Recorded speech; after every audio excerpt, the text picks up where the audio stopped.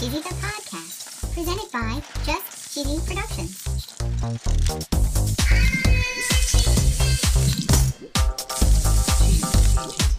Hi there, I'm your host, Fondue. I'm Cheesy. In this week's episode, we learn about Italian cheese and Italian cheese stuffed dishes. Yum. We're talking ravioli, manicotti, fagottini, tortellini, and cannoli. We're going to talk a little bit about Italian fondue, and we're going to find out if Olive Garden sells something spectacular. I can't wait. And of course, no episode would be complete without our very cheesy joke. Stay tuned for episode 104, Formaggio, on Just Cheesy, the podcast.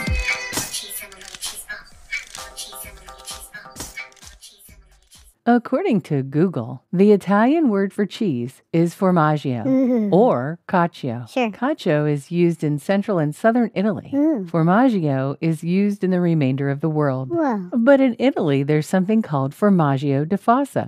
According to Wikipedia, this cheese is made with sheep or cow's milk or a mixture of the two. It matures around 30 days, and then it's placed in a fossa, or a pit dug in the ground. They line the pit with straw. They burn the straw in order to remove moisture and sterilize the space. Cheese is wrapped in cloth bags, placed in the pit, and then the cheese matures for an additional 80 to 100 days. The pit limits oxygen. It enables a process of anaerobic fermentation, and after being removed from the pit, it's allowed to ripen for an additional 3 months. And this technique goes back all the way to the 15th century. Holy cow. According to FormaggioCheese.com, there's actually a cheese called Formaggio. Really? This is a brand name. It's a fresh mozzarella manufacturer.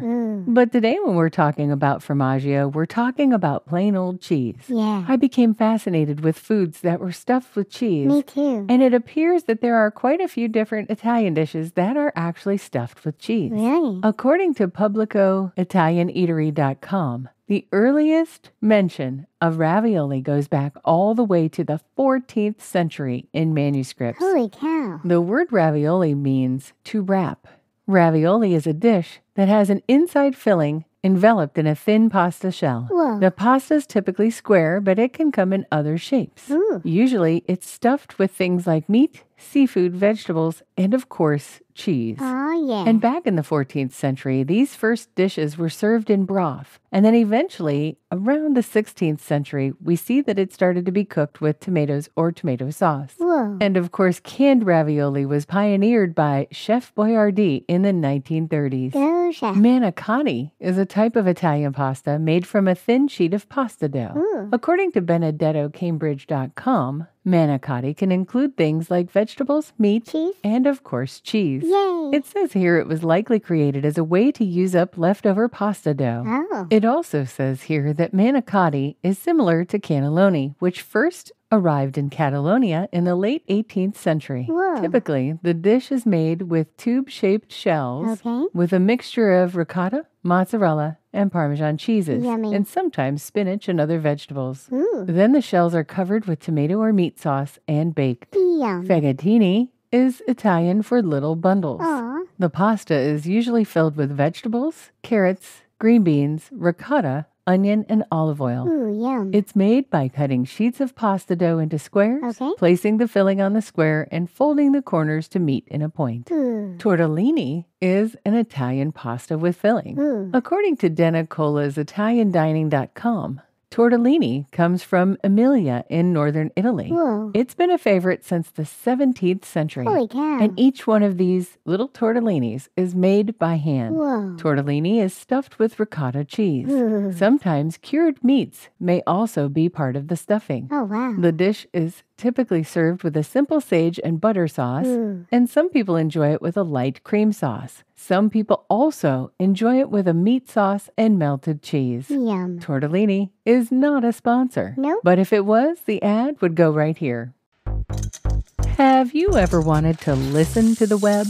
Well, Newsly makes that possible. They do? They're an all-in-one audio super app for iOS and Android. Super app. You can listen to trending articles on the web on topics that you choose and get them read to you in a natural human voice. What kind of topics? Sports, Cheese? tech, business, science. Cheese? I'm sure there's even cheese. Yay! They even have an entire section for podcasts. Are we there? Of course we are. Ooh. It's one of my new favorite podcast apps. They even have digital radio. Holy cow. Just go to www.newsly.me to download it free. Whoa. Or use the link in the description. If you use the promo code CHEESY, that'll get you 1 month free premium subscription. Yay, Newsly. Now, back to the podcast. In the first half of the episode, we talked all about savory dishes. Yep. But did you know there is a dessert? Ooh. It's called cannoli. Ooh. A cannoli is a fried, tube-shaped shell Yum. with sweet, creamy cheese filling. Oh. According to BastaPastaMD.com, cannoli originated in the Sicilian city of Palermo. Really? According to the article, it is believed that cannoli's filling originated with, Oh, no. I'm so sorry, Siracians, Sure. an ancient Arabic people, when they brought sugarcane to the region. Okay. It even says here that cannoli was once referred to by the Sicilians as capelli de Turci, which was Turkish hats. Aw. Cannoli was made specifically for the Carnival, which was a festive season before Lent, which they say is very similar to Mardi Gras. Ah. When the Italians immigrated to the United States during the 1900s, some original cannoli ingredients were changed due to availability. Ooh. Traditionally, ricotta is the filling, Okay. but mascarpone is sometimes used as a substitute. Yummy. They say the cheese is typically sweetened with sugar and flavored with vanilla, honey, or a small amount of cinnamon. Ooh. I say fill it with whatever you want. You Yep. can't go wrong with a cannoli. Yeah. When you talk about fondue, you typically think of Switzerland. Yeah. But the Italians have something called fonduta. Ooh. According to FormaggioKitchen.wordpress.com, fonduta incorporates fontina, valdosta, and butter, and eggs, and white truffles. They say here it's a bit richer than the Swiss and French counterparts. Yeah. And instead of being served in a pot, fonduta is whipped and poured over each person's plate. Whoa. A plate of potatoes, polenta, or rice. Yum. It's time for my favorite segment. This week in cheese. Have you ever been to the Italian restaurant Olive Garden? Yeah. If you have, you know this very moment. When your food comes to the table Yep. and the waiter or waitress comes over and offers up their delicious Parmesan cheese. Ooh, yeah. They get out the grater Yeah. and they say when. When. Well, in fact, you wait and wait and wait and let that Parmesan pile up in heaps on top of your dish. Yeah. But did you know that you can actually take the cheese grater home? What? That's right. According to Today.com, they reference a TikTok video that went viral. Ooh. In the video, Bo Jurnis went to Olive Garden for her birthday, and she asked if they sold the cheese grater. Ooh. And of course they said they do. Whoa. In another TikTok, a customer was skeptical that they could actually buy the cheese grater at Olive Garden. Yeah. He went up to the manager and said, cheese grater. The manager looked at him and said, give me 1 minute, and they sold him the cheese grater. Holy cow. Not only that, he said, they gave him cheese to try. Whoa. In the article, Today.com talked to an Olive Garden spokesperson. Okay. They said, and I quote, the ability to purchase the cheese grater varies by restaurant and availability. Of course. The spokesperson was also asked if customers can purchase other things like glassware and paintings. Whoa. They did not confirm individual items for sale, but said select items are available to purchase in restaurant depending on availability. I'm ready for a joke, Fondue. Okay, why did cheese break up with tomato sauce? I don't know. Why? It wanted to be provolone for a while. Get it? Provolone? I get it. It was dorky. Oh, it sure was dorky Yeah. and a little bit cheesy.